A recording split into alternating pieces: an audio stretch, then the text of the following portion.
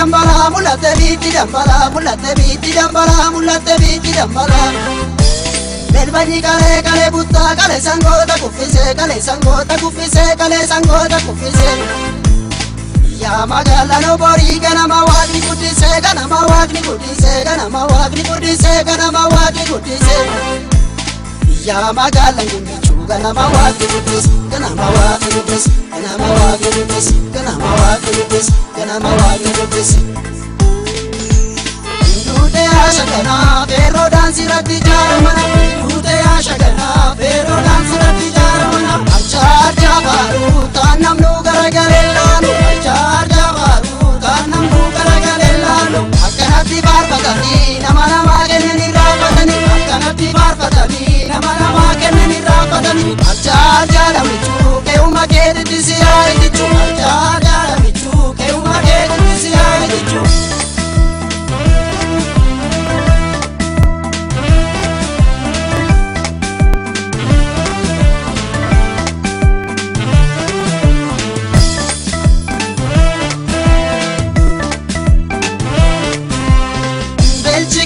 Shigi nyata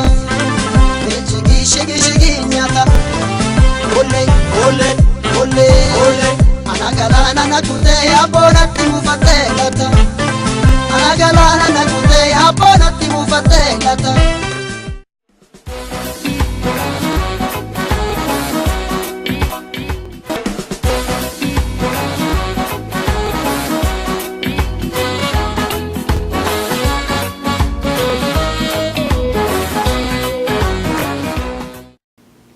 Akkam jirtu daawwattoota qophii waan keenyaa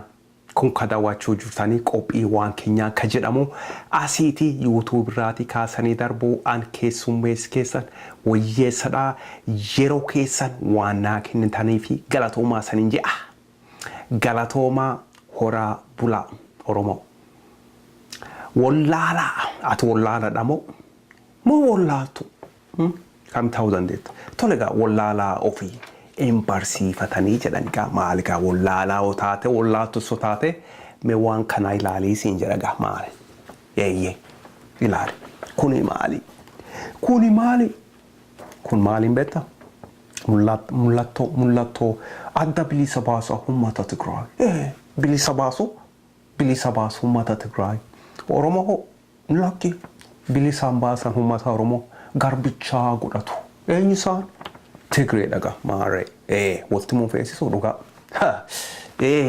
kun alaabaan isaanii kanaadha ijoolleen tokko immoo Facebook irratti warroota Amaaraa wajjin wal arrabsu kanaaf medhiisaa ijoollee kun alaabaan warra Oromoo kamiidhu Oromoo garbicha ka godhate Tigrayidha alaabaan isaanii kana fakkaata kanaadha malee alaabaan isaanii beekaa sanii jedhaga abbaa tsaayee Abbaasa irraan fattanii dhagaa namicha Oromoo irratti dhaadatan alaabaan isaanii kanaadha beekaa saniin jedha galatoomaa saniin jedha aga dandeenyu wallaalaa keenya tokkoon 1% at the time jedhu warrooti Ameerikaa kuni kanaaf anis gaa YouTube irratti aga danda'u wallaalaa Oromoo tokko wakaanis wallaaltu atis wallaaltu Wallaaltu it's okay wamaamuti gaa hin barsiifannamaa wallaalaa otaate wallaaltu otaate kana ilaalii siin jedhagaa diina kee ilaalladhu alaabaan isaanii kanaadha galatooma garaa qophii kiyyaatti yaadeemnu har'a irraati kaasa'u deemu waan Oromo Voice Radio compare walitti ilaallagaa Oromo Voice Radio fi Oromia Media Network accountability article tokko manxafamedha Oromo TV.com irra jira accountability let me see this transparency and accountability Oromo Voice Radio fi madda walaabo daga Oromo Voice Foundation madda walaabo foundation iti operate Oromo Voice Radio goda kanimo Oromia Media Network isaanis jiru by the editor board of Oromo TV.com by editor of Oromo TV.com acho deemtanii laalu dandeettan article guutuu dubbisuu dandeettanii irraa barachuu dandeettanii piroojeektii organizationii yoo jalqabu feetanis idea Oromo Voice Radio irraati madda walaaboo irraati waan baay'ee barachuu dandeettanii sanin jedha. oromotv.com oromotv.com article katabanidha. Article kan keessa maaltu jira? Mani asagaa fakkeenyaaf donation gootee eenyutu itti gaafata maal fakkeenyaaf Oromiyaa Media Network Oromiyaa Media Network akkuma beektanii hagamma edit jedhu audits jedhu I don't know something like that. Anyways malaka hagamak guurani agama imbeesinyedha Oromiyaa Media Network Oromiyaa Media Network qarqaarsa ummata Oromootiin kajaarame Oromiyaa Media Network qabeen ummata Oromootiin kajaarame Oromiyaa Media Network agama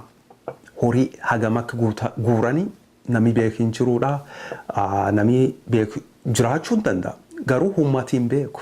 fakkeenyaaf miidiyaa irratti maxxanse yookaanis oromia.media.org websaayitii isaaniitti maxxansine hagammaa nami beekin jiruudha kanaaf ummatii beekuu feesisaa jechuu fakkeenyaaf Jawaar Mohammed kana daawwachuu jiraate where is the money my friend meetii doolaariin uummatirraa guuraa turte ka guurus jirtu eessa jira jechuun kiyya eessa jira jechuun kiyya uummatatti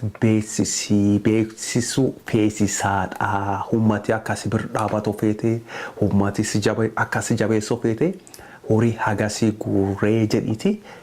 baasiti maxxansi very simple kun gaafii laafa akka nama tokkootti ani akka laalutti gaafin kuni baay'ee laafa gara Oromo Voice Radio deemtimo Oromo Voice Radio hagamak guurani namoota meeqarraati akka guuran hundumtu complete oromotv.com irraa deemte as gadis jira maxxanseera linki deemtanii dubbisuu dandeettan Oromo Voice Radio horii hagamak guutanii akkuma hagamak guuranii hundumtu information maxxanfamee jira Oromo Voice fi Oromiyaa Media Network wal tolaalte duddaa fi garaadha jechuu maati duddaaf garaa godhatte accountability transparency and accountability by editor board of oromotv.com achi deemtanii laaluu dandeettanii ka oromotv.com ni website jedha malee YouTube channel hin qabanii kanaaf confuse akka hin taane fedha. Anyways linkin isaanii as gad jira transparency and accountability